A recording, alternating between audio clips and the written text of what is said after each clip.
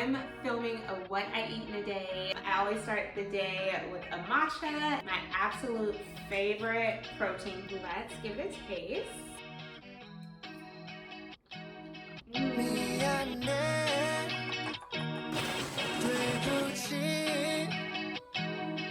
Yeah, I'll say it in 100 ways. Please believe me when I say I'm sorry. So I love to make my matcha before I go work out and have it as a little bit of a pre-workout. I'll probably drink half before I go to my workout and then finish the rest when I get back. But the way I make my matcha, it has protein. I'm out of matcha, so we're just gonna dump the rest of this in. I'm running low. No point of scooping and measuring. Dump it right in there. So the way I make my matcha, it has protein. So that will help keep me from getting hungry while I'm working out because I haven't had breakfast yet. And the matcha itself will give me a little bit of energy to help fuel my workout as well. So I just added a little bit of hot water and I'm just whisking until it's nice and foamy. All the clumps are gone. I'm just gonna fill my glass with ice. I'm making an ice matcha, obviously. Oh, and I have my morning supplements here as well. I always take these before I eat. They're not supplements you have to take with food, so I love having 2 of these in the morning because they're kind of sweet. They don't have sugar added, but they are sweet because they're gummies. They're just a multivitamin and they're supposed to help with hair growth as well. I'll link them below if anyone's interested. So you'll notice I have 2 different organic soy milks here. And first of all, before I even get into why I have 2 different flavors per se of the soy milk, we have been absolutely lied to about soy by the media. Organic, non-GMO soy is one of the healthiest foods on the planet. And when I say organic, non-GMO, think organic soy milk, organic tofu, organic tempeh, and things like edamame, organic edamame and beans. The media has made us think that all soy is bad, but the soy that is not good for us is the genetically modified soy that's usually fed to animals and used in a lot of processed foods. So it's not the natural organic soy that I just named, it's the soy feed, the soy isolate that you find in a lot of processed foods and that is used on farms to feed a lot of animals. So if we're really worried about consuming soy, we would need to cut down the animal consumption to prevent consuming that unhealthy soy. But anyway, I digress.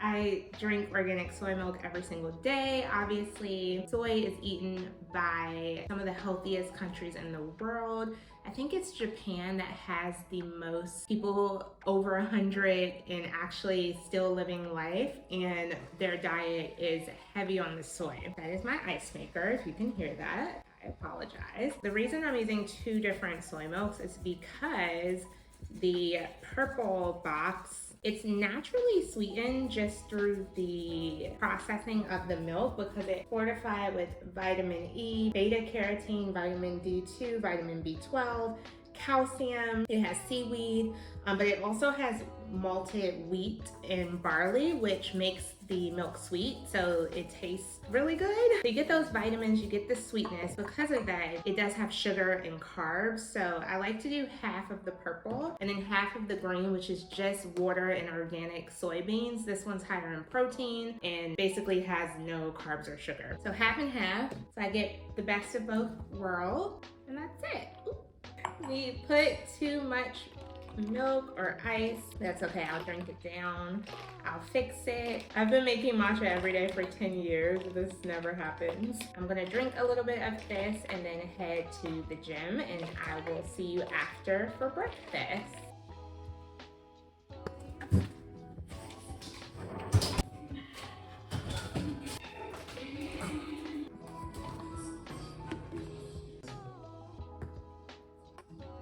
Hello, good morning. I don't know if I properly introduced the video, but I'm filming a what I eat in a day as a chef and nutritionist. It's all gonna be vegan and high protein, and it's finally breakfast time and I am starving. I think you already saw my matcha from this morning. If not, let's roll it back to that. I always start the day with a matcha and then I go into my breakfast. And today I'm making the breakfast smoothie I pretty much make every single day. And I love this because it allows me to get in fruits and veggies, 2 servings first thing in the morning. It's also high protein, so it starts me off for the day in a really good place, helps keep me full for a long time, helps control cravings for the whole day. So I just started with about 2 cups of spinach and I rotate between spinach and kale. My stomach just growled so loud, I don't know if hopefully you couldn't hear that. Spinach or kale, always a nice leafy green. Then I'm going in with my favorite protein powder. This is not sponsored by them, but call me Orgain. I've been using this for 8 years now. I was gonna say 7, but it's been 8 years now. My absolute favorite protein powder. I've been using the Orgain. I can't remember when they put out the Simple, but the Simple is even better. And I always stick to vanilla. I love a vanilla protein powder. 2 scoops. The next thing I'm gonna add is a little peanut butter.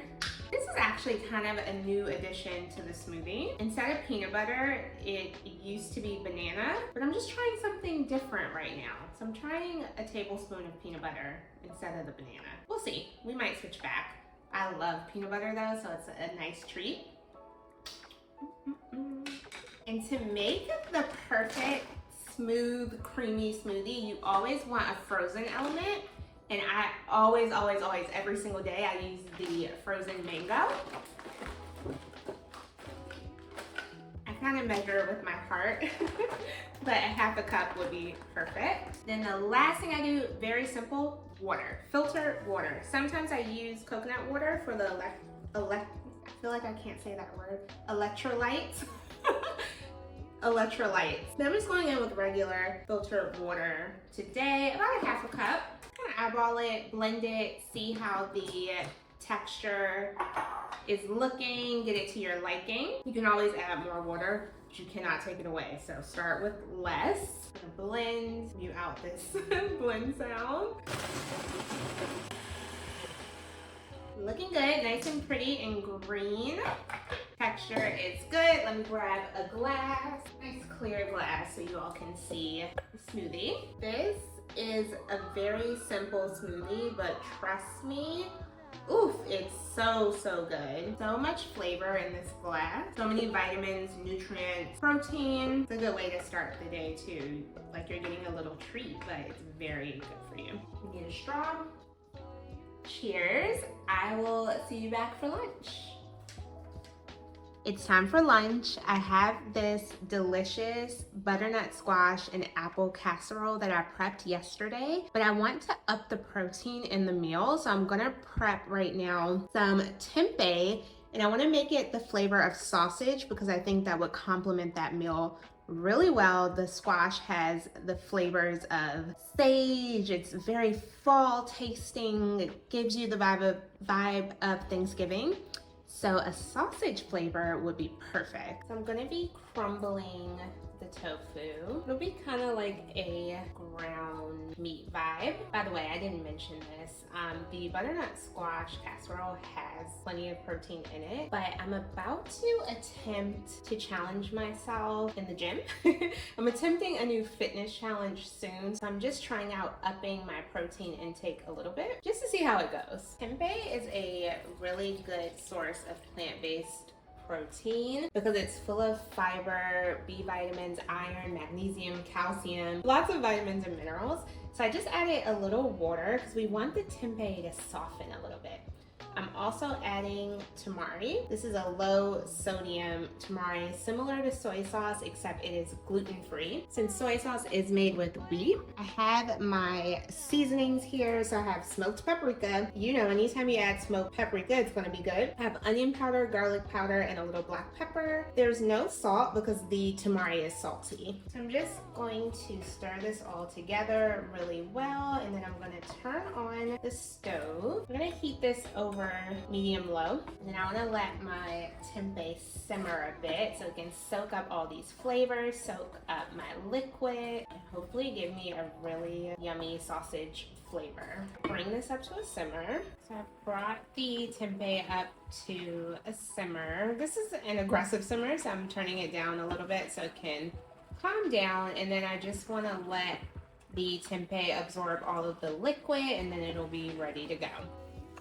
It's smelling so good, by the way. I always wish you all could smell what I'm cooking. I can't believe technology has not come up with, not a scratch and sniff, but you know what I mean, for social media or for phones in general. Ooh, that smells good. So while my tempeh simmers, I want to go ahead and prep some tofu for dinner as well, since I'm already cooking. Let's just get it out the way. So I'm making a very simple tofu. It's just gonna be, I'm just gonna cube it, toss it in a little olive oil, salt, pepper, and probably some garlic powder, and then bake it in the oven. So again, I'm making a very simple tofu. You can put this together in like 5 minutes, pop it in the oven, and be done. And I'm just cubing the tofu so that I can add it to my ramen. And the ramen is super flavorful, so I don't need too much extra flavor. So I've just cubed my tofu. I never bother pressing it. Unless you're actually going to fry the tofu, I just don't think pressing it does a lot or makes a huge difference. I want to make sure I put full measurements in the description box, but honestly, when I'm cooking not to share with anyone, I just eyeball everything. So a little extra virgin olive oil. I love cooking with olive oil. It's anti-inflammatory, great for heart health. I pretty much use it exclusively. A little pepper, added a little sea salt as well, and then let's stir on some garlic powder, why not? And then I'm just gonna toss this all together and pop it in the oven for about 25 to 30 minutes, and I'll be good to go. I want my tofu to still be a bit soft so that when I add it into my ramen, it can absorb all of the delicious Thai curry peanut flavor of my ramen. So I'm just tossing this all together, making sure each piece is coated in my seasoning, and then I'll just make sure they are aligned evenly on my pan before I bake them. Leave a little space so they're not touching, so they don't steam in the pan. When you overcrowd things, that's when you create a steam situation, and it just makes everything very soft and steamy versus roasted, especially if you want it to get crispy. Tofu is aligned, ready for the oven. So my tempeh is looking and smelling absolutely amazing. This is exactly what we wanted. I need to do a quick taste test and see if I want to adjust anything, but it's looking good. So let's do a little taste test, make sure we like it. It's my first time making this. It's pretty good. I just want to add a little sea salt, and I'm also going to add a little olive oil just to give it that satiating flavor. I'm going to try just a half a teaspoon sea salt, mix that all together. And then let's do 1 tablespoon extra virgin olive oil. And stir this all up, give it another taste test. My cast iron is pretty hot. I think the olive oil is really gonna set it off. Also paired with all the flavors from the butternut squash, apple, white beans in my casserole, this is gonna be really good. Let's do another taste test. Try to taste a little bit. Much better, delicious. I could even take the salt down a little bit to like 1/4 of a teaspoon. So I'll put that in the recipe, but this is good. So I have my butternut squash casserole. Here it's butternut squash, white beans, onion, Honeycrisp apples, kale, sage, Italian seasoning, extra virgin olive oil. So good. Even better than I thought it was gonna be. And I'm just gonna add a little of my tempeh into the bowl, just for that added protein. Let's give it a taste.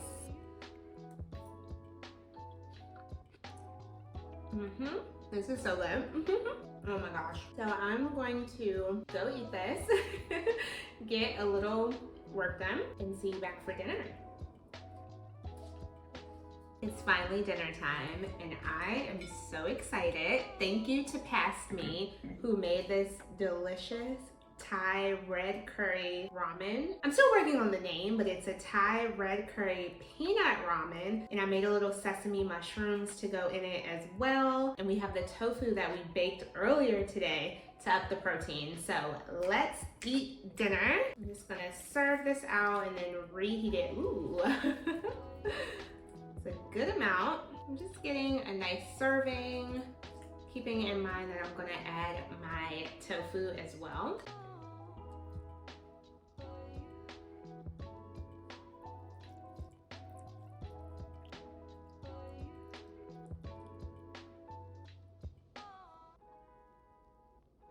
So I love making my own ramen because when you make your own broth, you can control the sodium level, the amount of sugar that's in the broth. Also, I always use the Lotus Foods gluten-free ramen noodles. I love those because they are anti-inflammatory, super clean, and they cook just like regular ramen and they're delicious. So let's do a taste test.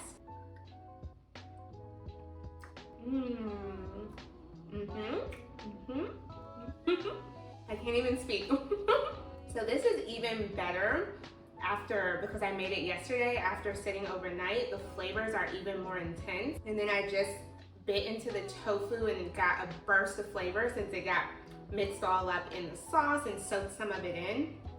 Absolutely delicious. Make sure you are subscribed so you don't miss when I post the Thai curry peanut ramen recipe and the butternut squash recipe. But don't leave yet because I love dessert, so I have to show you what I'm having for dessert tonight. So I'll be back later to show you that. I'm gonna go eat this dinner, probably watch one of my shows. Comment below and let me know what you're watching right now. If you've made it this far in the video, let me know what you're watching. I'm in the market for some new shows. But I will see you a little bit later once I'm ready for bed so that I can have my little late night treat.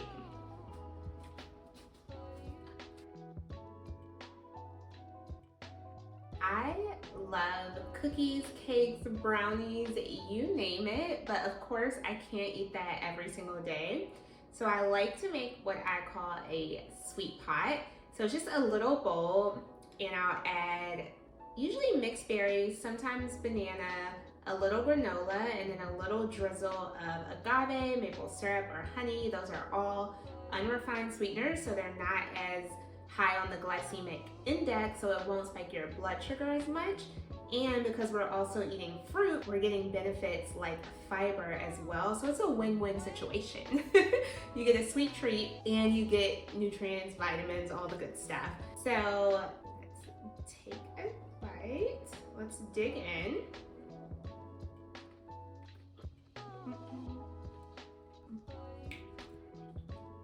This hits the spot every single time. Thank you all so much for spending the day with me. Don't forget to like and subscribe. And if you try any of the recipes, comment below, let me know what you tried, and I'll see you soon.